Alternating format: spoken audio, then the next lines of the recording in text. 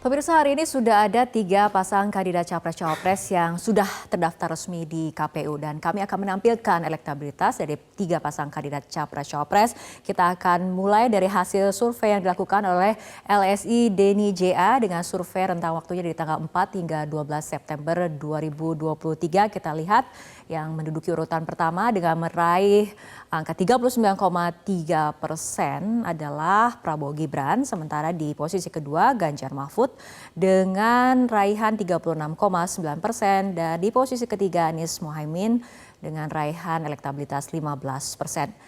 Selanjutnya kita akan melihat hasil survei yang dilakukan oleh Indikator Politik Indonesia dengan rentang survei 2 hingga 10 Oktober 2023, di mana kemudian hasil perolehan elektabilitasnya tidak jauh berbeda di posisi 1, 2, dan 3. Yang pertama masih Prabowo Gibran dengan 37,5% elektabilitasnya, disusul oleh Ganjar Mahfud 32,2% dan di posisi ketiga Anies Mohaimin 22,7%. Selain dari Indikator Politik Indonesia, kita juga punya data dari survei LSI di mana rentang waktu dilakukan survei 16 hingga 18 Oktober 2023 dengan perolehan elektabilitas Prabowo Gibran 35,9%, 26,1% untuk Ganjar Mahfud dan 19,6% untuk Anies Mohaimin. Kita ke Pak Iqbal terlebih dahulu menanggapi hasil survei nih. Amin masih di posisi yang ketiga. Ya alhamdulillah ya, yang sekarang sudah mulai ada yang ngasih 22% ya. Sebelumnya kan 18, 19, artinya pasangan Amin ini terus bergerak. Oke. Dan kelihatan memang ini terjadi pada Pilkada DKI juga begitu dulu. Nomor 3, nomor 2, nomor 1. Oke. Kenapa? Karena jadi posisi survei sekarang ini tidak menjadi masalah karena trennya naik. Betul, karena memang trennya naik dan kan kalau ada lembaga survei yang dia itu mempublish, tentu saja kan ada tujuannya. Apakah untuk kepentingan siapa? Kalau saya menyebutnya ada survei yang untuk analisis data partai, ada namanya survei untuk propaganda. Nah, survei propaganda ini yang dipublish supaya mempengaruhi pemilih. Oke. Tapi pertanyaannya mana ada dana lembaga survei yang mau ngeluarin uang ratusan juta bahkan miliaran untuk memberikan informasi tentang kepada publik tanpa ada sponsor, tanpa ada donatur. Ya karena apa? Karena lembaga survei di Indonesia ini kan merangkap konsultan juga. Oke. Gitu. Jadi kami menganggap mungkin ada lembaga survei yang benar-benar untuk publish yang disponsori oleh relawan dengan sukarela memberi dana, tapi ada juga yang by order. Tapi kami melihat ini semua masukan, kami akan mengkoreksi diri, memperbaiki diri makin solid. Dan insya Allah nanti di Depok juga hari Sabtu kita akan hadirkan jutaan masyarakat ya, karena sebelumnya di Sidoarjo, di Makassar. Insya Allah. Pak Habibur Rahman. Ya tentu kita menghargai setiap temuan lembaga-lembaga survei ya, dan kami jadikan masukan, kan lumayan gratis. Kami ini kan nggak mampu biayai lembaga survei ya, tapi teman-teman lembaga survei kami dapat masukan bermacam-macam kan. Dalam seminggu kemarin ada 3, ya alhamdulillah Pak Prabowo on the top ya.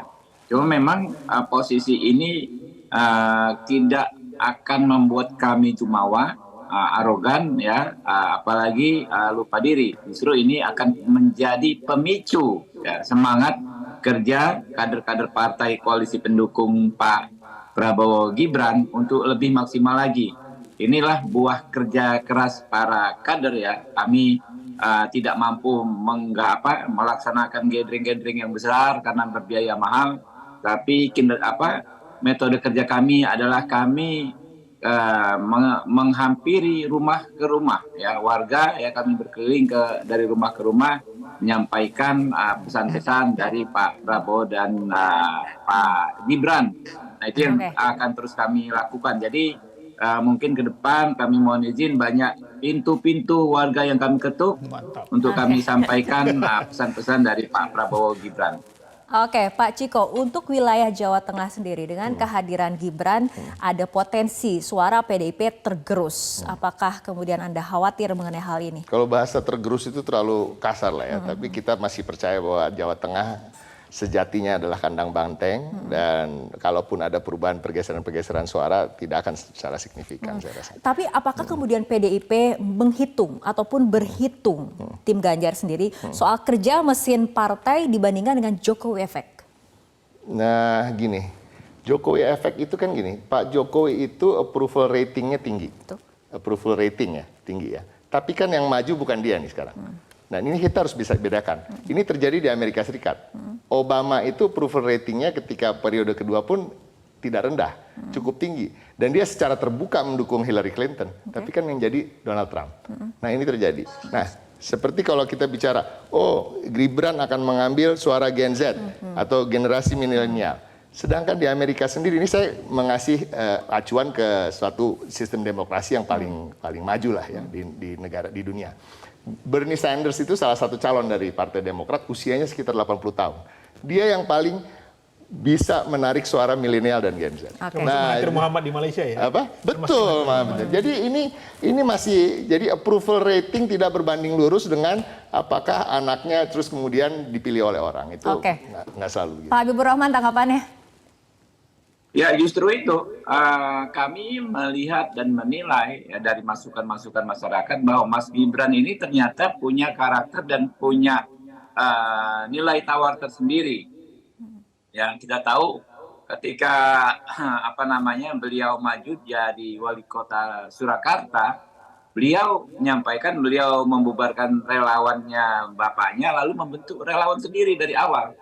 Dikumpulkan mulai 5, 10, 50 orang, ratusan orang, ribuan orang. Dan masyarakat juga banyak sisi ya menilai Mas Gibran ini ya.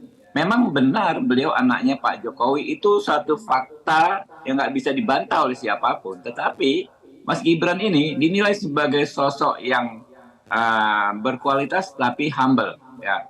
Kemudian sosok yang pendiam tetapi sangat komunikatif, dan ini kan menarik sekali bagi anak muda. Ada sosok ya yang sepertinya pendiam tetapi sangat komunikatif, terutama di media sosial. Saya sebetulnya kemarin dalam 2 hari ini terpukau sama putra-putranya Pak Jokowi. Baru saja tadi malam saya menghadiri acara PSI, saya mendengar langsung dan bertemu langsung untuk pertama kalinya dengan yang namanya Mas Kaisang ya. Beliau pidato luar biasa singkatnya.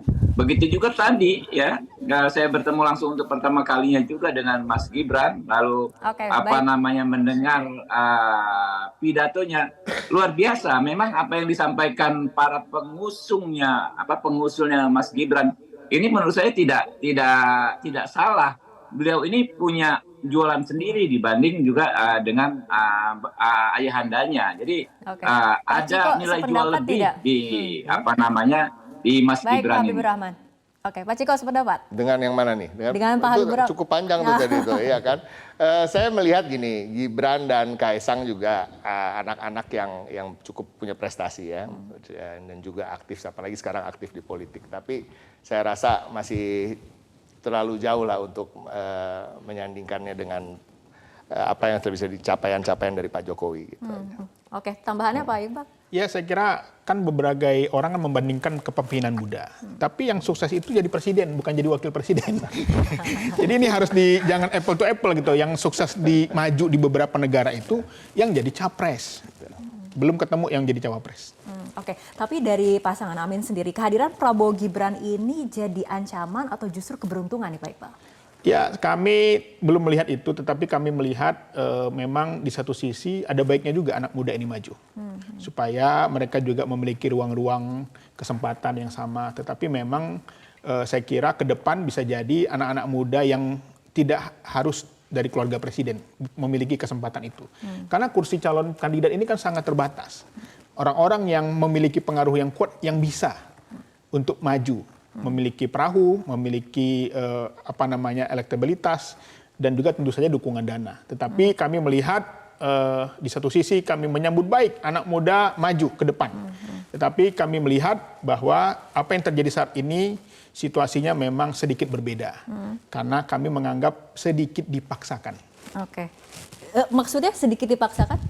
Ya karena tadi harus mengubah aturan menjelang pemilu. Tapi kami siap bertarung. Merubahnya secara demokratis lewat Mahkamah Konstitusi yang bersidang secara terbuka, fair dan demokratis, bukan merubah sewenang-wenang. Itu yang perlu tapi kan kebetulan pamannya jadi ketuanya, itu aja masalah. Pun dalam di Mahkamah Konstitusi. Tapi kemudian Pak Ciko, Pak Iqbal, juga Pak Habibur Rahman, apakah menurut Anda pemilu kali ini akan suasananya riang gembira atau justru membara nih? Pak Iqbal. Ya, kami tentu saja menganggap pemilu ini pemilu yang gembira. pemilu yang bahagia, Oke. pemilu yang membuat rakyat itu berpesta. Dan kami juga berharap apa yang kita tampilkan 3 calon ini sesuatu yang ideal sekali. Oke. Ada perwakilan intelektual, ada perwakilan purnawirawan TNI, ada perwakilan politisi, anak muda, dan tentu saja rakyat akan menilai mana yang terbaik. Oke, ringkas saja Pak Habibur Rahman.